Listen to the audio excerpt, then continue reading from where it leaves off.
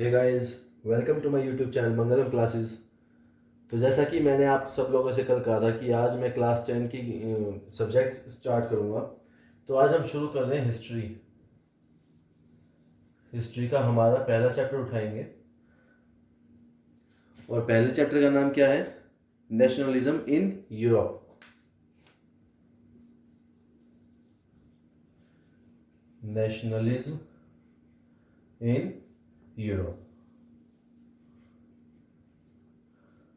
तो इसको हम पार्ट्स में डिवाइड करके चलेंगे, इसको पूरा एक साथ नहीं ख़त्म करेंगे वरना आपको कन्फ्यूज़न हो जाएगी।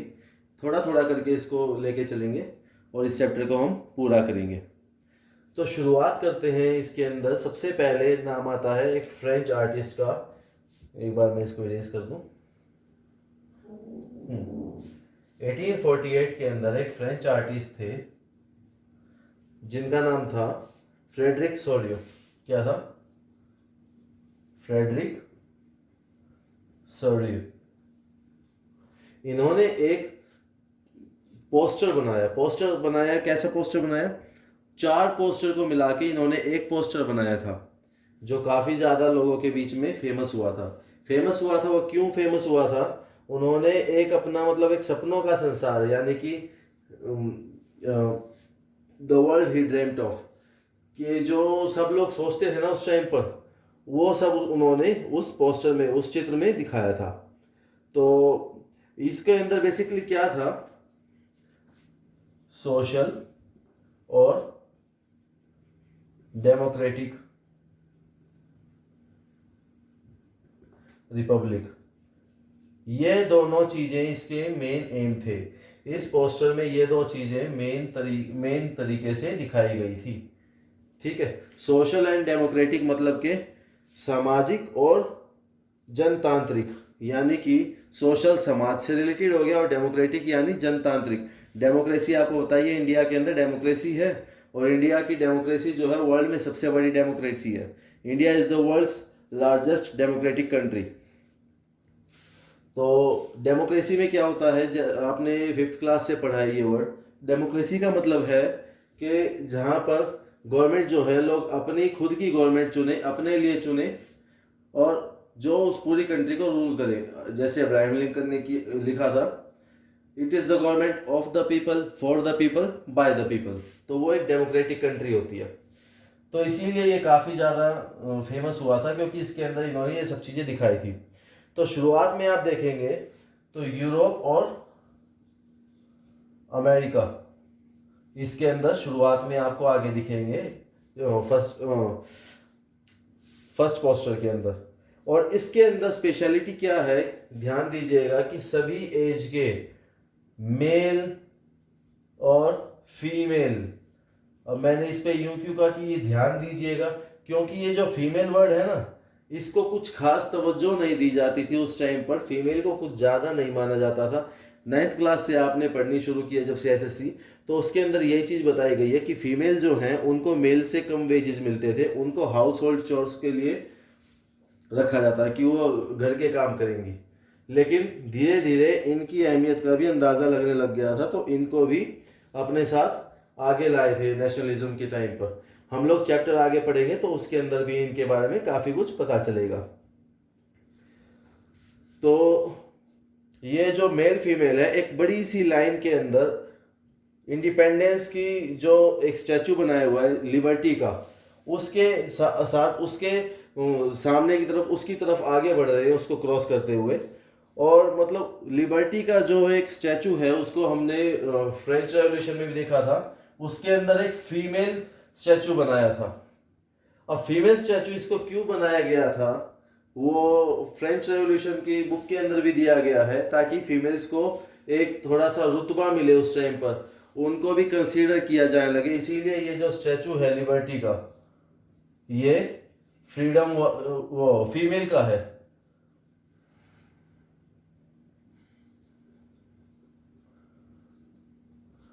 अच्छा, और दूसरी बात, इसके एक हाथ में क्या है? इसके एक हाथ में है मशाल और दूसरे हाथ में क्या है?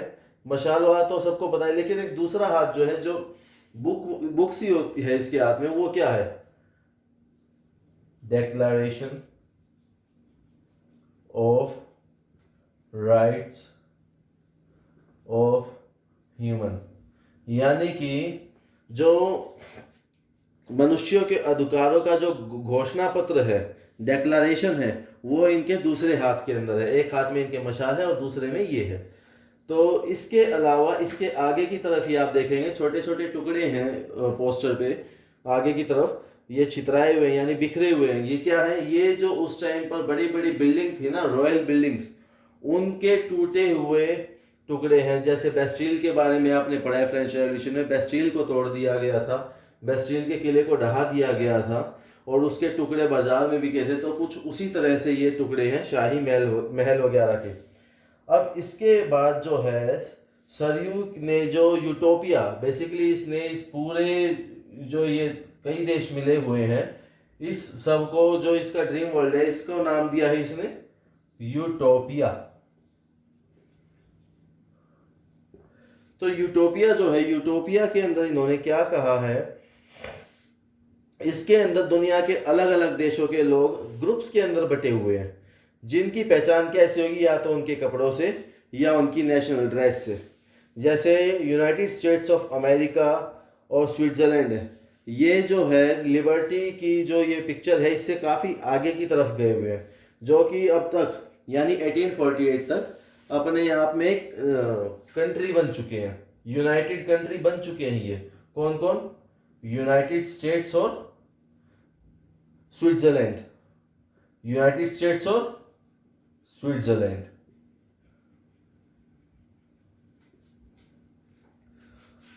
अब फ्रांस, जो कि अपने रेवोल्यूशनरी ट्राई कलर फ्लैग से पहचाना जा सकता है, इनका ट्राई कलर कुछ ऐसा होता है, इस तरह से।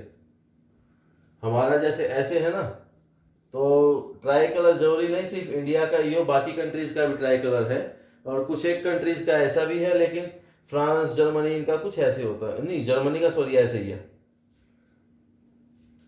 जर्मनी का भी ऐसे ही है। तो ये सब कंट्रीज का कुछ इस तरह से ट्राई कलर है। तो इनके ट्राई कलर से पहचाना जा सकता है फ्रांस को। जो ये अभी अभी लिबर्टी के पास क्यों पहुंचा है? क्योंकि 1789 की जो फ्रेंच रेवोल्यूशन थी, उसके बाद धीरे धीरे ये आज़ादी की लड़ाई करने के बाद ये आज़ाद हो गया था।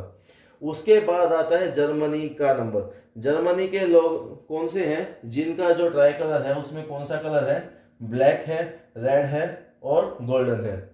तो जर्मनी का ट्राई कलर कौन सा होता है? ब्लैक, रेड और गोल्डन। आप देखेंगे आपको इजीली दिख जाएगा ये ट्राई कलर पोस्टर के अंदर। अब ये बड़ी मतलब आप इंटरेस्टिंग बात मानेंगे कि जब सरयू ने ये पोस्टर बनाया था, उस टाइम पे जर्मनी के लोग जो हैं एक कंट्री का हिस्सा नहीं थे। ये झंडा जो उन्होंने थामा हुआ है 1848 के अंदर, लोगों ने जो अपने विचार रखे थे उसके बेसिस पे बनाया गया था ये झंडा। तो इसके अंदर कई सारे जर्मन जो लैंग्वेज वाली रियासतें थी यानी प्रोविंसेस थे, उनको एक कॉन्स्टिट्यूशन के अंडर एक कंट्री बनाने की इच्छा थी इनकी, लेकिन वो इच्छा थी, अब तक आगे बात नहीं बनी थी। जर्मनी के लोग बाद में ऑस्ट्रेलिया, लोम्बार्डी, पोलैंड, मैं आपको यहाँ पे लिख देता हूँ ताकि इजी रहे। Austria, Lombardy, Poland, England, Ireland, Hungary और रशिया। इनके बाद ये सब जो लोग हैं ये इनके साथ साथ हैं, इनके पीछे हैं। और ऊपर जो पोस्टर में आप देखेंगे, पोस्टर के अंदर आपको देखेगा ईसा मसीह यानी कि जीसस क्राइस्ट दिखेंगे आपको। उनके साथ में सेंट है यानी संत है, फरिश्ते हैं, ये सब ऊपर से इनको देख रहे हैं पोस्टर के ऊपर। अच्छा, चित्रकार ने जो ये आर्टिस्ट ने इनका इस्तेमाल है दुनिया के राष्ट्रों के बीच भाईचारे के रूप में किया है, कि दुनिया के अंदर जो अलग अलग कंट्रीज हैं उनके बीच में भाईचारा है, इसीलिए ये सब का ऊपर से जीसस क्राइस्ट वगैरह का इस्तेमाल किया इसने।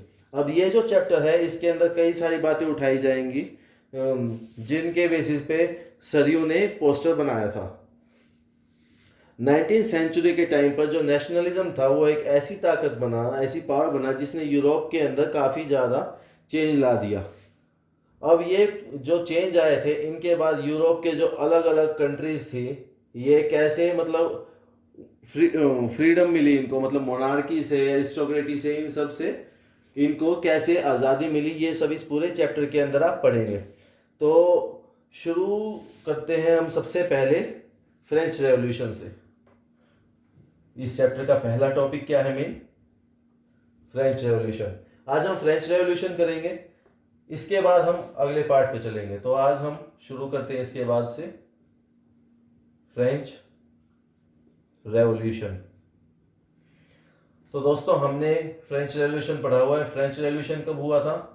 1789 के अंदर हुआ था फ्रेंच रेवोल्यूशन। और कैसे हुआ था दोस्तों? 14 जुलाई को एक अफवाह हुई थी, उसके बाद हल्की सी नींव पड़ गई थी फ्रेंच रेवोल्यूशन की, और वो फिर आगे चल के बहुत बड़ा रेवोल्यूशन बन गया था।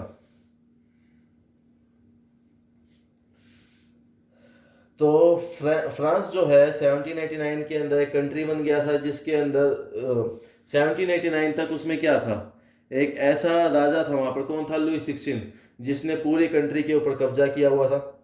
धीरे धीरे 1789 में ऐसे ऐसे रेवोल्यूशन आए, मतलब ऐसी ऐसी क्रांति हुई, शुरुआत हो गई कि उसके बाद वो राजा को भी मार दिया गया और सारा साम्राज्य जो है एक डेमोक्रेटिक कंट्री बन गया। फ्रेंच रेवोल्यूशन के बाद क्या हुआ? फ्रांस जो है डेमोक्रेटिक कंट्री बन गया। अब इसके बाद क्या हुआ? लोगों के पास पावर आ गई थी, फ्रेंच जो पीपल थे उनके पास पावर आ गई थी, तो उन्होंने ही अपने आप गवर्नमेंट बनाने का फैसला लिया। गवर्नमेंट कैसे काम करेगी, सब कुछ उन्होंने खुद ही किया। शुरुआत से जो फ्रेंच रेवोल्यूशनिस्ट थे, उन्होंने कई सारे ऐसे काम किए जिससे फ्रेंच लोगों की एक पहचान बने, मतलब उनकी एक पहचान की भावना बने। किन्होंने? French revolutionist. इन्होंने ऐसे काम किए कि लोग एकता में रहे, मतलब मिलकर रहे, यूनाइटेड रहे। इन्होंने जो फ्रांस की जमीन थी उसको नाम दिया ला पैट्रे। ला पैट्रे। और सिटीजन्स को ले सिटोयन। ला पैट्रे होता है फादरलैंड, पैतृक भूमि, पितृभूमि जिसे आप कह सकते हैं हिंदी में, बिल्कुल। और लेसेटियम नागरिकों के लिए इस्तेमाल होता है, नागरिक, सिटीजन। तो उन्होंने इन वर्ड्स का इस्तेमाल किया ताकि लोगों में एकता की भावना पैदा हो। और उसके बाद इन्होंने नया फ्रेंच फ्लैग, एक ट्राई कलर शुरू इस्तेमाल करना शुरू किया, वो बनाया इन्होंने, जो कि पहले का जो इनका झंडा था उसकी जगह पर आया। एस्टेट जनरल के जो चुनाव थे, एस्टेट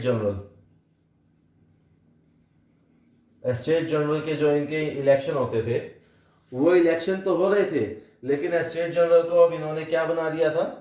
नेशनल असेंबली। इन्होंने उसको नेशनल असेंबली में बदल दिया था। नई नई चीजें बनाई गई, नई शपथ ली गई।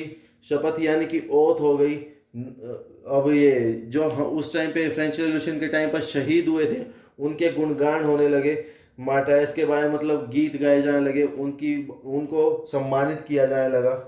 और धीरे धीरे सभी जो वहाँ के सिटीजन थे उनके लिए समान कानून बनाए जाने लगे, यानी कि सारे नागरिकों के लिए सेम लॉज बनाए जाने लगे, सभी सिटीजन्स के लिए। धीरे धीरे जो इनकी रीजनल डायलेक्ट थे, मैं यहाँ पे लिख देता हूँ। डायलेक्ट क्या होता है? बोलियां। रीजनल डायलेक्ट, इनको धीरे धीरे डाउनग्रेड किया गया, यानी इनको डिस्करेज किया गया। और फिर फ्रांस की जो अब नेशनल लैंग्वेज है, क्या है? फ्रेंच, उसको हर जगह पर इस्तेमाल किया जाने लगा। अच्छा, इसके बाद पेरिस जैसे जो शहर थे, वहाँ पर ये जो फ्रेंच जैसी बोली थी, ये लिखी भी जाती थी, पढ़ी भी जाती थी, और इसको बहुत अच्छा माना जाता था इस वजह से फ्रेंच को इस्तेमाल किया गया। वरना आप लोग का सवाल ये भी हो सकता है सर फ्रेंच को ही क्यों किया, एज कम्पेयर टू अदर्स इसको ज़्यादा रिस्पेक्टफुल लैंग्वेज माना जाता था। अच्छा, जो ये रेवोल्यूशनिस्ट थे इन्होंने ये भी कहा कि जो फ्रांस जो है नेशन वो सिर्फ वो अपने तक सीमित नहीं रहेगा। मतलब फ्रांस का जो अब अगला टारगेट था वो था यूरोप के अंदर जितने भी इसी तरह से कंट्रीज हैं उन सबको ये आज़ाद कराएगा। यानी फ्रांस तो फ्री हो गया था, अब फ्रांस की नज़र किसके ऊपर थी, यूरोपियन कंट्रीज के ऊपर। किस लिए, इनको आज़ाद कराने के लिए, आज़ाद या फ्रीडम दिलाने के लिए। और इन्होंने कहा कि हम इसके लिए भरपूर कोशिश करेंगे, जो भी चाहेगा हम उनका साथ देंगे। तो इसके लिए इन्होंने क्या शुरू किया, इन्होंने अलग अलग अभियान चलाए, मतलब अलग अलग इन्होंने टारगेट सेट किए कि हमें यहाँ से शुरू करना है, वहाँ से। इनकी आर्मी अलग अलग देशों की तरफ चलने लगी। 1790 के अंदर 1790 के अंदर इन्होंने कहाँ पे धावा बोला, इन्होंने हॉलैंड, बेल्जियम, स्विट्जरलैंड और इटली, ये इन जैसे बड़े एरिया में इन्होंने धावा बोल दिया, इन इलाकों में ये घुस गए। जो रेवोल्यूशनिस्ट थे, जो क्रांतिकारी लोग थे, इन्होंने धीरे धीरे जो फ्रांस की जो विचार थे ये आज़ादी को लेके, ये जो अपने विचार थे ये इस तरह से देशों के अंदर पहुंचाने शुरू कर दिए कि इनकी सोच क्या थी। अब मेन बात आती है क्या फ्रांस में, नेपोलियन बोनापार्ट। आप लोगों में से कईयों ने इसके बारे में वैसे भी सुना होगा और पढ़ा तो होगा ही पिछली क्लास के अंदर, नेपोलियन बोनापार्ट है। तो ये जो है इसने धीरे धीरे फ्रांस के अंदर एक डिक्टेटरशिप जैसा माहौल दोबारा पैदा कर दिया था, लेकिन नेगेटिव वे में नहीं। इसने क्या किया था, इसके जो कब्जे में जो बड़ा सा एरिया आया था वहाँ पे इसने काफ़ी सारे सुधार शुरू किए, जो फ्रांस के अंदर तो पहले ही शुरू किए जा चुके थे। तो इसने जो भी एरिया को जीता वहाँ पे भी इसने शुरू किया। फ्रांस के अंदर जैसे डेमोक्रेसी वापस आ गई थी, लेकिन नेपोलियन चाहता था कि वहाँ पे भी ये सब चीज़ें जो डेमोक्रेसी आई है इसको हटाकर दोबारा से किसी एक पर्सन का कब्जा हो, राज हो, लेकिन वहाँ पर रूल्स और रेगुलेशंस कुछ इस तरह बना दिए जाएं कि लोगों को उससे कोई समस्या ना हो। तो उसने क्या किया, 1804 के अंदर इसने एक सिविल कोड बनाया, सिविल कोड, और इसको एक और नाम से हम लोग जानते हैं, नेपोलियनिक कोड।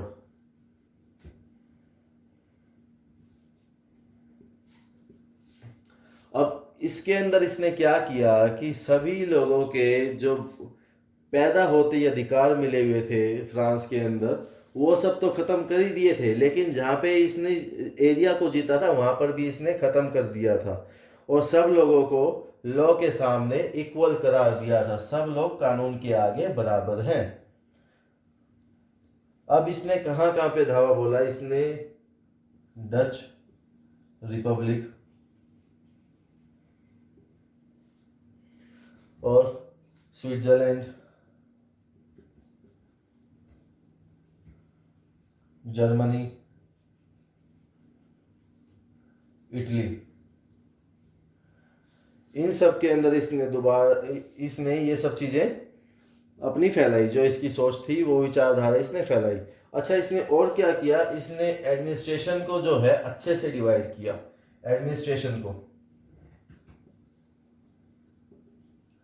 एडमिनिस्ट्रेशन जो होता है गवर्नमेंट का, ऑफिशियल्स का, हमारे यहाँ पे भी होता है, उसको इसने बड़े अच्छे से डिवाइड किया ताकि कोई समस्या ना आए। अच्छा, इसने और क्या किया, इसने फ्यूडल सिस्टम क्या होता है, फ्यूडल सिस्टम काफ़ी लोग इसमें कंफ्यूज होते हैं, बड़ा सिंपल करके इसको समझाए थे। फ्यूडल सिस्टम के अंदर होता है, अगर आप काम करते हैं तो उसके बदले में आपको ज़मीन मिलेगी, लैंड फॉर वर्क।